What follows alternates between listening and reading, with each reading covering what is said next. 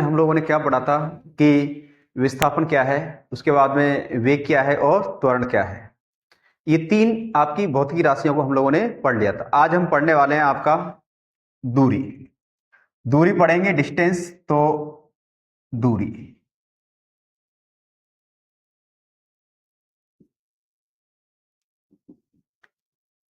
हालांकि आप लोगों को लग रहा हो कि ये टॉपिक बहुत इजी है।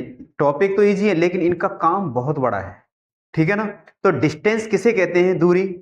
बताओ नितिन, किसे कहते हैं डिस्टेंस? हाँ बोलो। तो देखो, किसी समय अंतराल में, किसी दिए गए समय अंतराल में वस्तु द्वारा तय किए गए मार्ग की लंबाई, किसी दिए गए किसी दिए गए समय अंतराल, समय अंतराल, किसी दिए गए समय अंतराल जिसको बोलेंगे टाइम पीरियडिक, किसी दिए गए समय अंतराल में वस्तु द्वारा तय किए गए मार्ग की लंबाई, मार्ग की लंबाई, लंबाई जिसको बोलते हैं लेंथ, ये क्या कहलाती है? आपकी दूरी कहलाती है।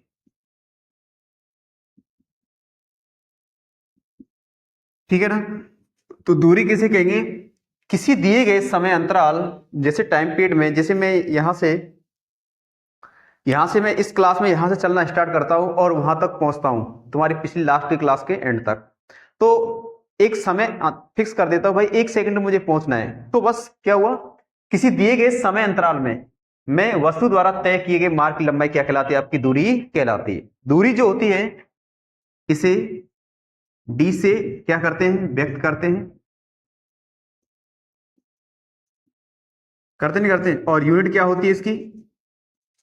मीटर और सेंटीमीटर और फुट, ठीक है ना। इसका विमी सूत्र क्या होता है? एम नॉट, एल वन और टी नॉट। यह कैसी राशि है? यह एक अदिश राशि है। अदिश राशि वो राशि होती है जो अपने मान को तो बताए लेकिन दिशा को नहीं। ये कैसी राशि है? अदिश राशि है। क्या दूरी दूरी जो होती है आपकी जीरो हो सकती है?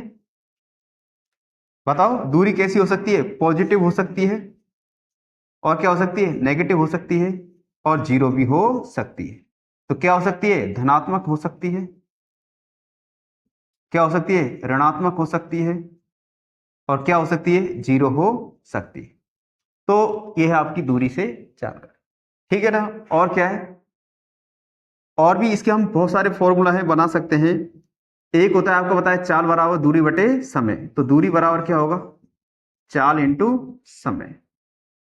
क्या होगा? चाल इंटू समय, ठीक है ना। और अगर हम यहां देखो, चाल बराबर क्या होता है? दूरी बटे समय, है ना। मीटर बटे, अरे सेकंड, और ये क्या होता है? समय। सेकंड कट जाएगा तो क्या आएगा फिर? यूनिट क्या बनेगी? वही मीटर। ध्यान रख। तो दूरी है, आपको नोट करो, कीजिए नोट फटाफट से, जल्दी से।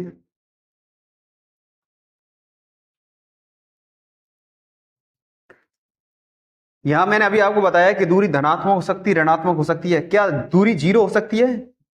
कभी नहीं हो सकती। यहां मैंने गलती की है, कभी नहीं हो सकती। आपको पता है कि अगर ये किसी दिए गए समय अंतराल में वस्तु द्वारा तय किए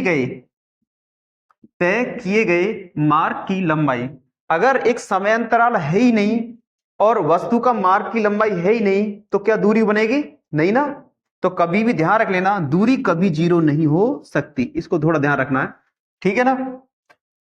धनात्मक हो सकती है, ऋणात्मक हो सकती है, लेकिन कभी जीरो नहीं हो सकती, ठीक है।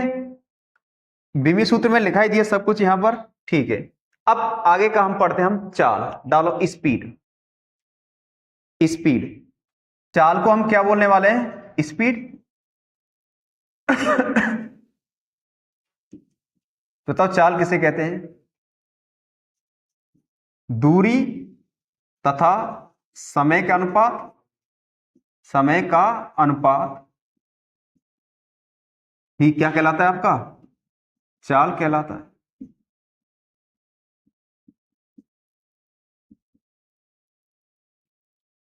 या फिर और क्या बोलेंगे इसकी परिभाषा? दूरी तथा समय का अनुपात। चाल बराबर क्या होता है आपका? दूरी बटे समय, डिस्टेंस अपॉन टाइम। ठीक है ना? तो दूरी क्या है? दूरी तथा समय का अनुपात क्या कहलाता है आपका? चाल कहलाता है। अब मुझे एक बात बताएंगे आप लोग, अगर जो चाल होती है वो चाल किसके प्रोपोर्शनल होती है? दूरी के। किसके व्युत्क्रमानुपाती होती है? सॉरी, हाँ, व्युत्क्रमानुपाती होती है समय के। अगर मैं समय ज्यादा कर दूं तो चाल क्या होगी? वहां पर कम होगी।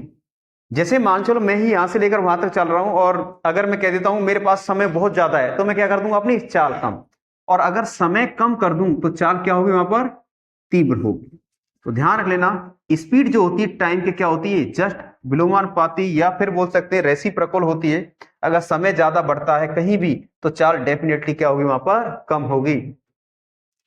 अगर चाल जो होती है, चाल ज्यादा है तो दूरी भी क्या करेगा? ज्यादा तय कर पाएगा। ठीक है ना? तो अपन बोल सकते हैं स्पीड जो है, स्पीड डिस्टेंस के क्या होगी? इस तरीके से। तो अगर इससे फॉर्मूला बना सकता हूं मैं ये वाला, d1 बटे d2 into t2 upon t1। अब पता क्या है, प्रॉब्लम्स पूछी इस पर मैंने कि अगर एक वस्तु की चाल पहले की अपेक्षा 2 गुना कर दी जाती है, जबकि पहले समय 2 सेकंड था, पहले समय कितना था? 2 सेकंड था, और उसके बाद समय 3 सेकंड कर दिया, तो बताइए अब चाल कितनी होगी? तो इसी फॉर्मूला का क्या करना है मुझे? सदुपयोग करना है। ठीक है ना? तो यहां से आपके कई बार क्वेश्चन बनते हैं, बहुत छोटे छोटे क्वेश्चन। चाल कैसी राशि है? यह एक अदिश राशि है। कैसी राशि है? अदिश राशि है। ठीक है ना? विमीय सूत्र, विमीय सूत्र m not L1 t minus 1। और ठीक है ना, अगर समय, यदि समय t बराबर 0 हो तो चाल कैसी होगी? चाल कैसी होगी? अनंत होगी। अगर समय 0 कर दिया जाए तो चाल कैसी होगी? अनंत। तो चाल बराबर क्या है? दूरी बटे समय। अगर समय 0 कर दिया जाए तो क्या आएगा? इनफाइनाइट। नेक्स्ट, चाल जो होती है वह दूरी की क्या है? प्रोपोर्शनल। अगर दूरी 0 कर दिया जाए तो, दूरी 0 कर दिया जाए तो चाल कैसी होगी? तो ध्यान रख लें इस चीज को, अगर दूरी 0 है तो चाल 0 होगी, अगर समय 0 है तो चाल कैसी होगी? अनंत होगी। ठीक है ना? तो ये चाल थी, नोट कीजिए सभी।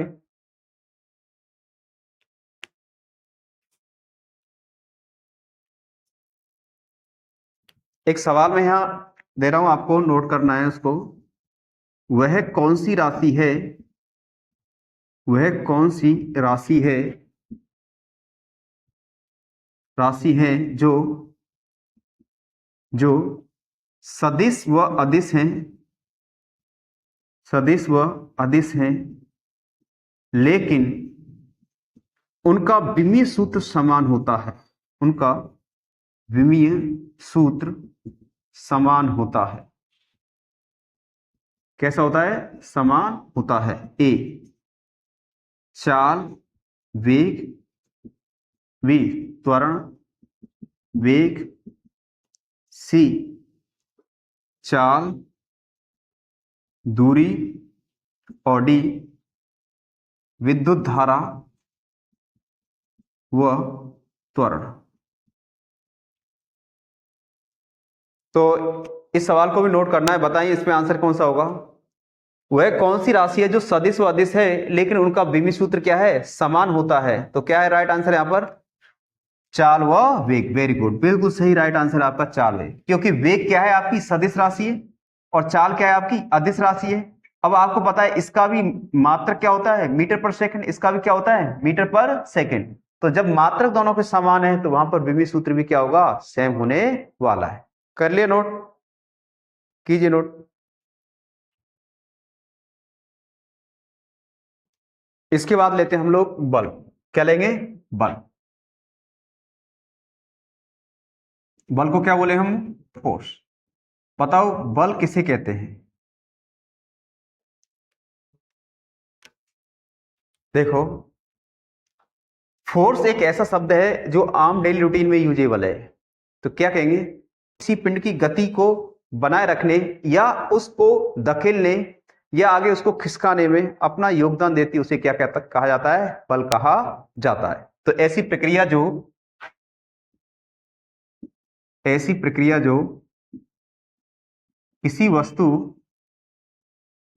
किसी वस्तु को गतिशील या उसे धकेलने की प्रवृत्ति रखती हो, धकेलने का प्रवृत्ति रखता हो, प्रवृत्ति होती हो, ऐसे कर ले, होती हो, उसे बल कहा जाता है।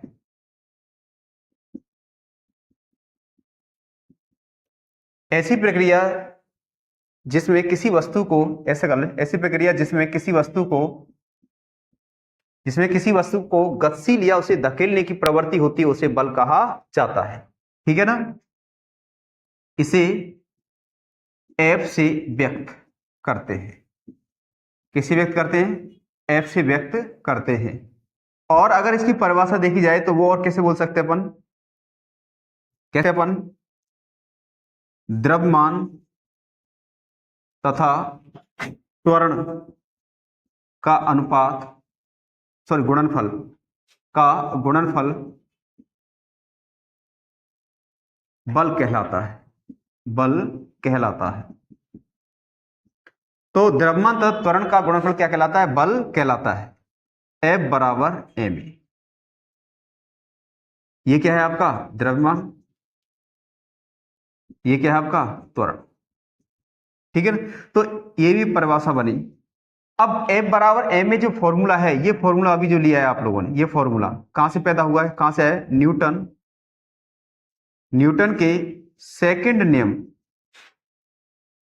के सेकंड नियम से प्रतिपादित है। मतलब न्यूटन के सेकंड नियम से ये क्या हुआ, ये फॉर्मूला पैदा हुआ है। ठीक है ना।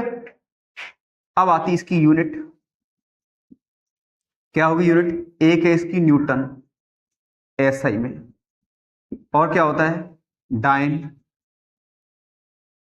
चूंकि क्या होता है, 1 न्यूटन बराबर 10⁵ डाइन। और बताइए क्या है, और क्या हो जाएगा इसका, किलोग्राम मीटर बटे सेकंड स्क्वायर। ठीक है ना। तो ये सब यूनिट की क्या है, यूनिट है सॉरी बल की, तो वो देखने आपको। अब आता है इसका विमीय सूत्र। बल कैसी राशि बताओ, यह एक कैसी राशि है, सदिश राशि है। कैसी राशि है, सदिश राशि है। विमीय सूत्र,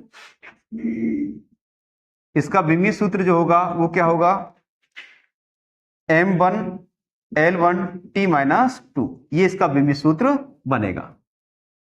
इसके बाद हम बहुत सारी चर्चा करेंगे कि बल, जितने भी प्रकार के बल हैं उन बलों को यहां पर लिखेंगे और एक एक करके उन बलों को पढ़ेंगे। जैसे कि बल आपके होते हैं, जैसे कि अपकेंद्रीय बल, ठीक है ना, अपकेंद्रीय बल, घर्षण बल, ठीक है, गुरुत्वाकर्षण बल, नाभिकीय बल, विद्युत बल, रासायनिक बल। तो ये सब बल जो है इसमें हम पढ़ने वाले हैं। तो टोटली जितने भी बल हैं वो बल हम इसके पढ़ेंगे।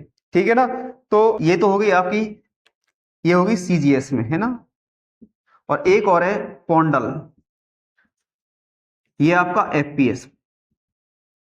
SI या MKS, इनमें से कोई भी नाम देके पूछ लिया जाता है। ठीक है ना। तो 1 2 3, ये थोड़ा ध्यान रखना, 1 न्यूटन बराबर कितना हो, 10⁵ डाइन, किलोग्राम मीटर पर सेकेंड स्क्वायर। ठीक है, तो ये सब नोट कर लो।